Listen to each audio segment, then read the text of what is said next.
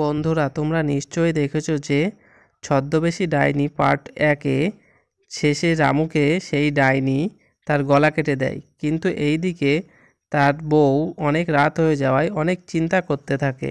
সারা রাত রামু বাড়িতে না আসায় তার বউ গ্রামের জমিদারের কাছে যায় এবং গিয়ে রামুর ব্যাপারে সবকিছু বলে।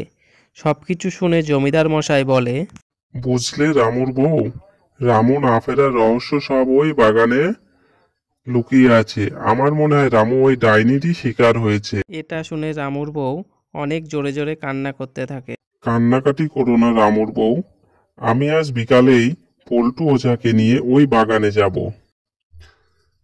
পল্টু, বাড়িতে আছো নাকি? একবার বাইরে এসো, তোমার সাথে কথা আছে। বলুন জমিদার মশাই, কি বলবেন? আর বলো না পল্টু ওঝা, রামু সেই কালকে অফিসে গেছে, তারপরে বাড়িতেই আসেনি। ও ওই বাগানের রাস্তাতে আসছিল, হয়তো ওই ডাইনিটি তাকে খেয়ে ফেলেছে। চলো তো একবার দেখি।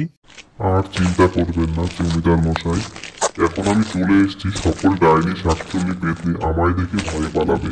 এই বলতে বলতে তারা সেই জঙ্গলে পৌঁছে যায় এবং সেই তান্ত্রিক বলে, কে আছিস, তাড়াতাড়ি বেরিয়ে আয় বলছি। পল্টু ওঝার মন্ত্র যদি একবার কানে যায় তবে তোদের নাচতে নাচতে বেরিয়ে আসতে হবে। এই বলে পল্টু ওঝা জোরে জোরে মন্ত্র পড়তে শুরু করলো। তার মন্ত্রের আওয়াজ যখনই ডাইনির কানে গেল তখন ডাইনি, পল্টু ওঝা, আমার গায়ে জ্বালা করছে, আমাকে ছেড়ে দে। এবার বল, রামুকে তুই কোথায় রেখেছিস? আমি জানি না পল্টু ওঝা, বিশ্বাস করো আমাকে। যখন ডাইনি স্বীকার করতে চাইল না তখন পল্টু ওঝা আরো জোরে মন্ত্র পড়ল এবং তার গায়ে আগুন ধরে গেল।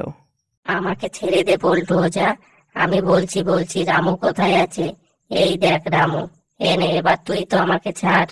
এই গ্রাম থেকে চলে যাবি, আর কোনোদিন আসবি না। আর বলে যা যে ভিডিওটি যারা দেখছে তারা যেন লাইক এবং সাবস্ক্রাইব করে। বন্ধুরা, যারা ভিডিওটি দেখছো তারা লাইক এবং চ্যানেলটি সাবস্ক্রাইব করে দাও। আর যারা ছদ্মবেশী ডাইনি পার্ট 1 দেখোনি তারা শিগগিরই পার্ট 1টি দেখে আসো। ডাইনি গ্রাম ছেড়ে পালিয়ে গেল এবং রামু এবং জমিদার ও তার বউ বাড়িতে চলে আসলো।